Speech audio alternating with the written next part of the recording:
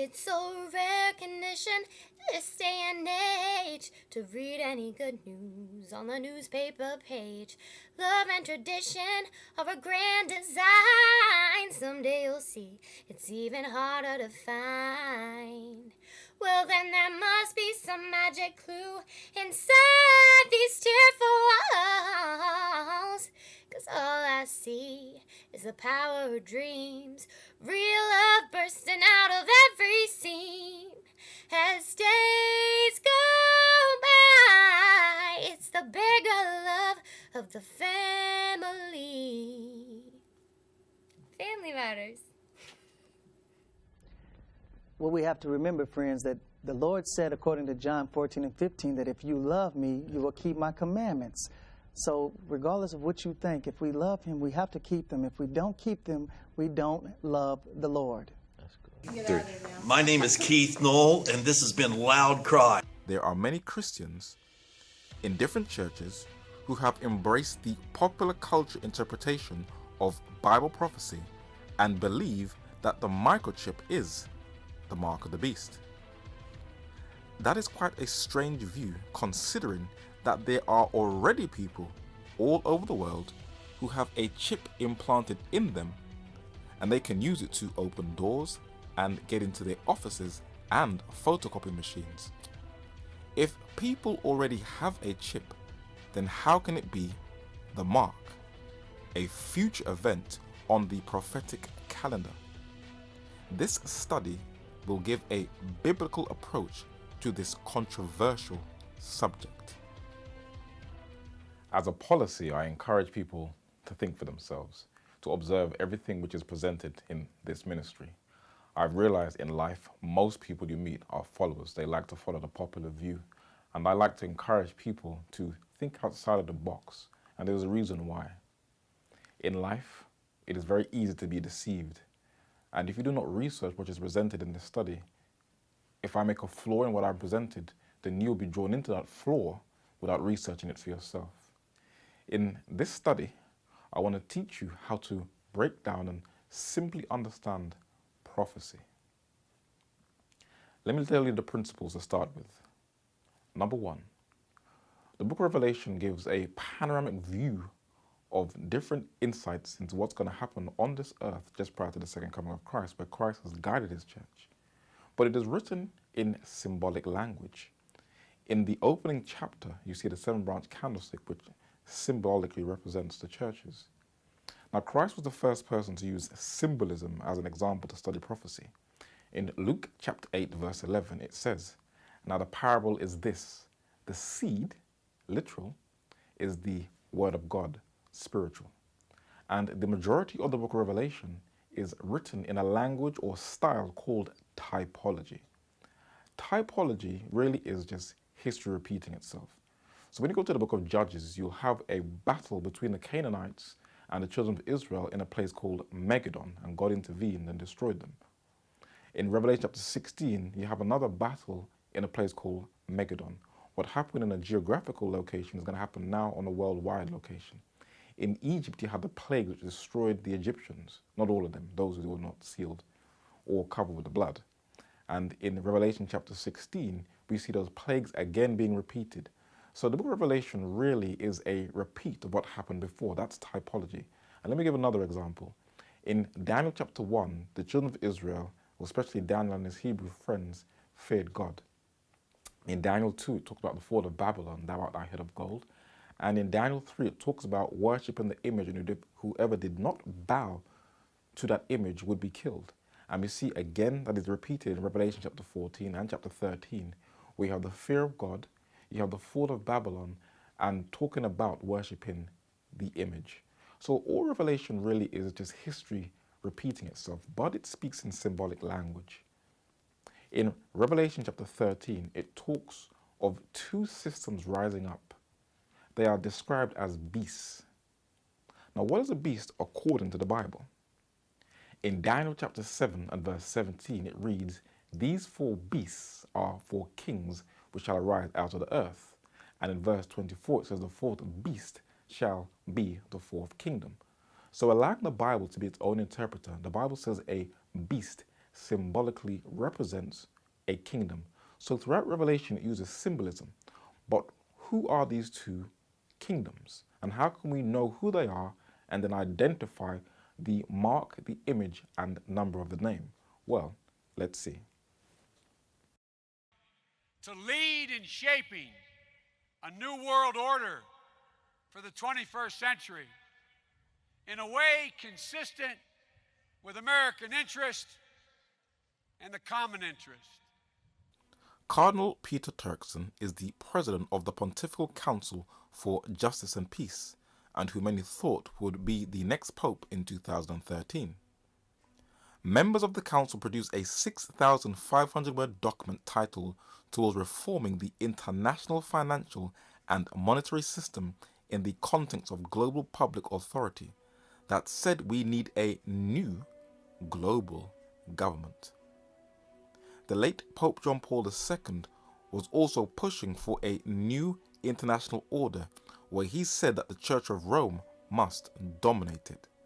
And his successor was also pushing for a new world order, for Pope Benedict XVI cited his own 2009 encyclical Caritas in Veritate, in which he called for a true world political authority to ensure international cooperation, peace, and environmental protection.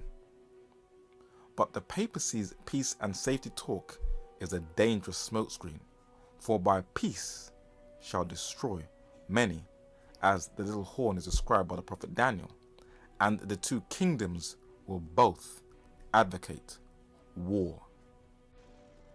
Good morning, everybody. Last night, on my orders, America's armed forces began strikes against ISIL targets in Syria. In these cases, where there is an unjust aggression, I can only say that it is listed to stop the unjust aggressor. When the Charlie Hebdo shootings took place in Paris, France, the Pope said if anyone insulted his mother, prepare for a punch. And if you insult Islam, prepare for the backlash. Most of the mainstream and so-called alternative media said nothing critical, as usual. But one journalist in London's Daily Mail newspaper came out of the corporate-controlled restraints and boldly said exactly what Pope Francis I was saying. To those of us of a non-religious cast of mind, this seems outrageously close to a justification of the murder of Charlie Hebdo, especially as the Pope was almost certainly aware that the most frequent butt of the magazine's admittedly puerile provocations had long been the Catholic Church. So this Jesuit Pope advocates war and murder. Can't anybody see? The second beast or kingdom in Revelation chapter 13 verse 11 is described as exercising all of the power of the first beast before him to make the entire planet worship the papacy by doing everything that the papacy did when she reigned supreme in Europe. The Crusades was a papal-led geopolitical war that had nothing to do with the saving of souls. It was a coalition of European nations invading the Islamic Arab world for self-interest. Today, the US dominated NATO, another coalition of Western nations, which also includes Turkey, is once again bombing Islamic lands, not to make the world a better place, but for self-interest. Where Libya was bombed by NATO on behalf of the United States, and innocent civilians lost whole families to this atrocity which had no calling for.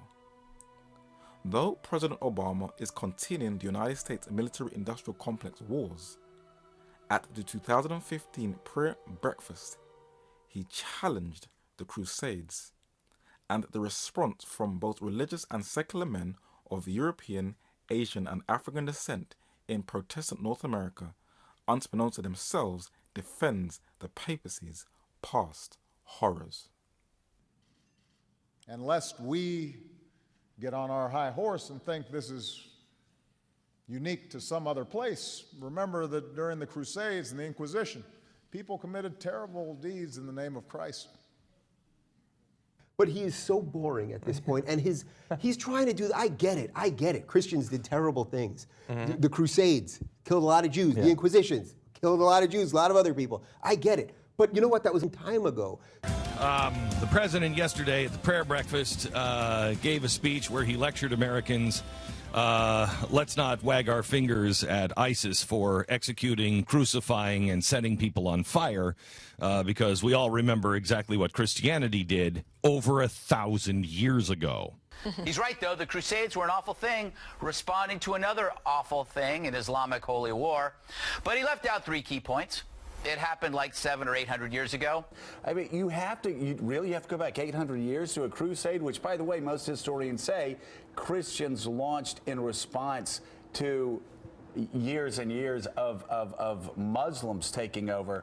Now, leaving aside the fact that all of this happened with the Crusades over 1,000 years ago. I would remind the president that the Crusades began in 1096 as a response to Islamic aggression and the fact that they had conquered the Holy Land and they were oppressing Eastern Christians. And there was a response to that. So if the president is even going to cite that as an example, then he ought to get his history complete. What these men seem to overlook is that if it was about protecting Christian lands, then why is the Pope trying to reconcile with Patriarch Bartholomew I of Constantinople of the Orthodox Church in the oldest diplomatic war in history that has lasted for almost a millennia?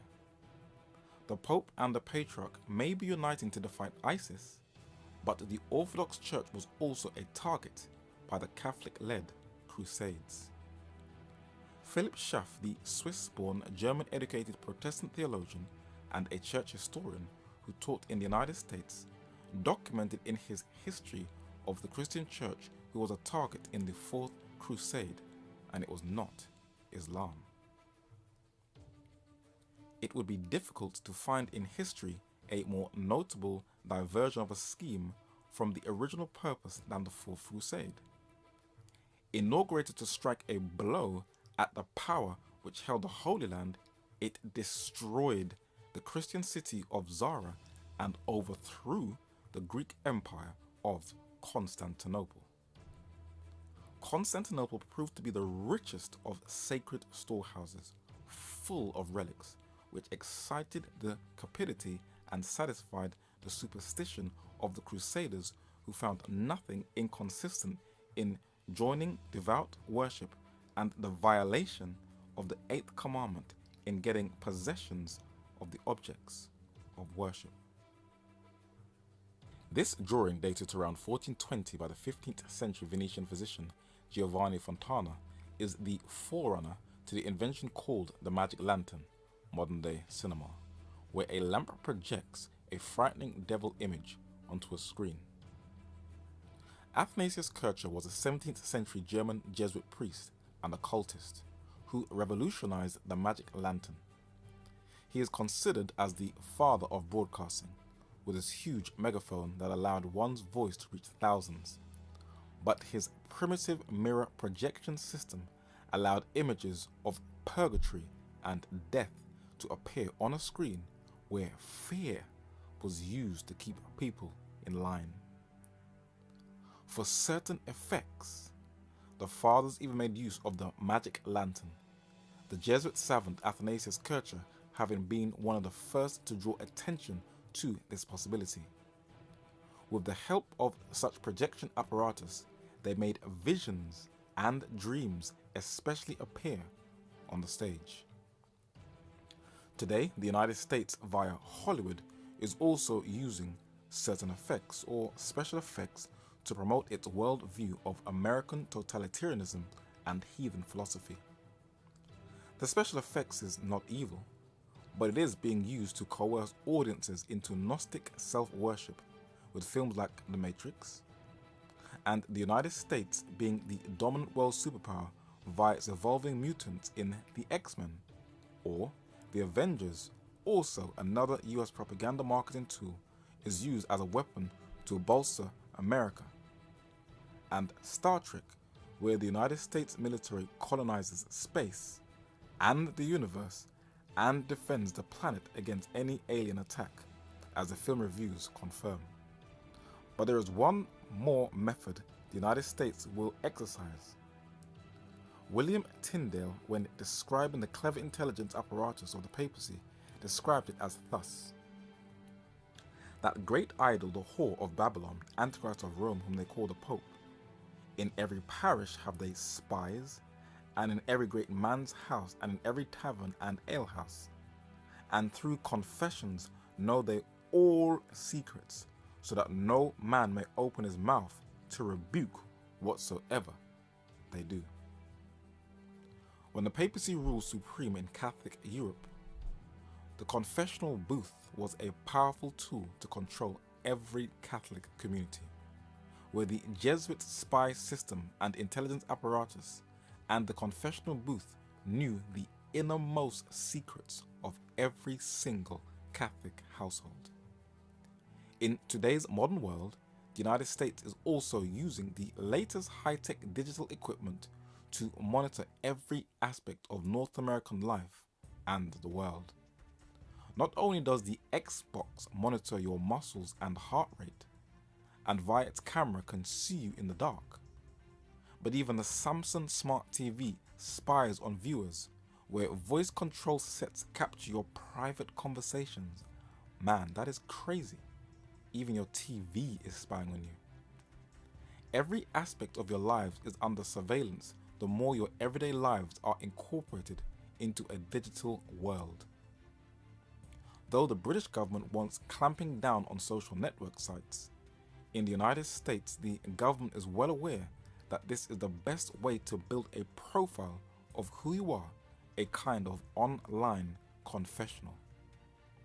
The Council on Foreign Relations magazine says these digital gadgets can be used for radical change. But Canadian author Naomi Klein, in her book titled The Shock Doctrine, tells us the true objective of these digital tools. Many technologies in use today as part of the war on terror, biometric identification, video surveillance, web tracking, data mining, sold by companies like Verint Systems and Seisint, Accenture and ChoicePoint, had been developed by the private sector before September 11th as a way to build detailed customer profiles, opening up new for micro marketing. Though we live in an age of selfies, mobile cell phones will be used to integrate the world into a sort of cashless society.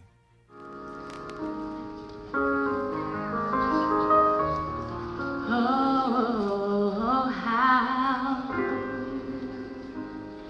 can I say thanks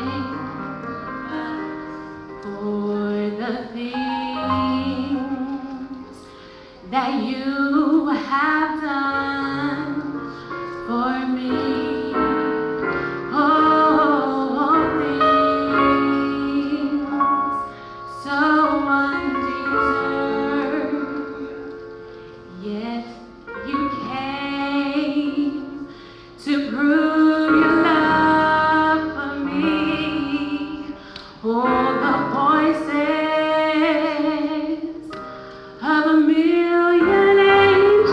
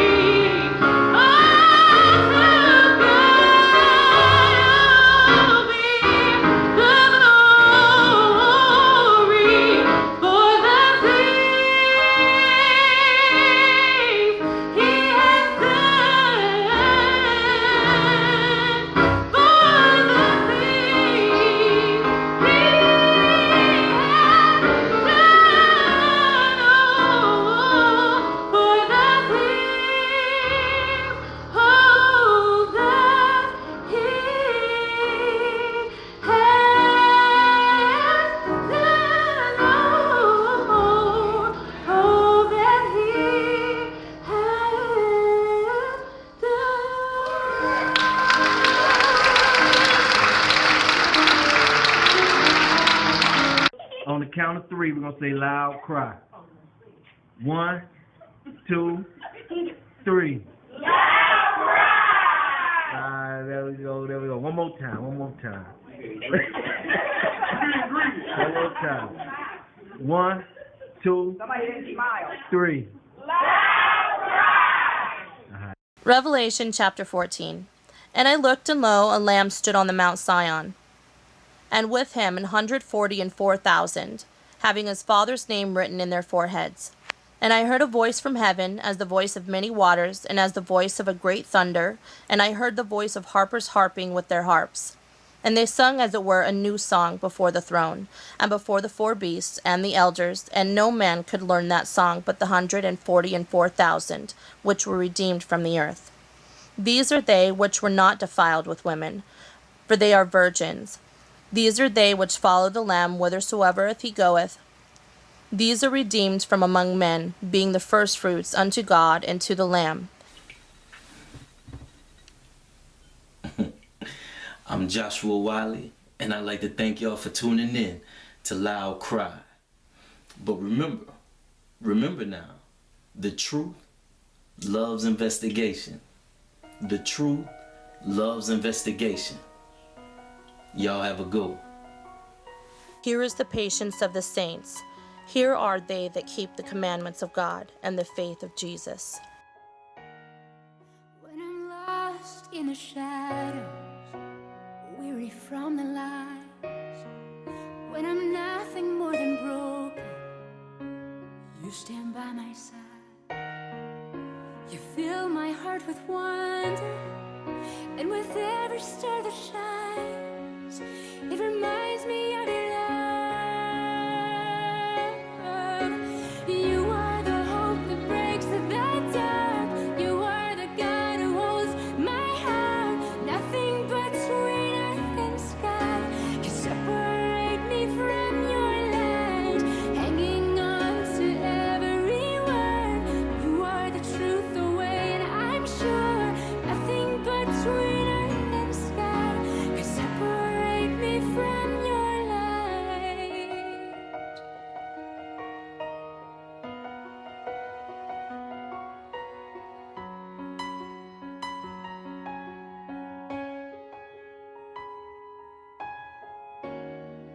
You are with me through the fire.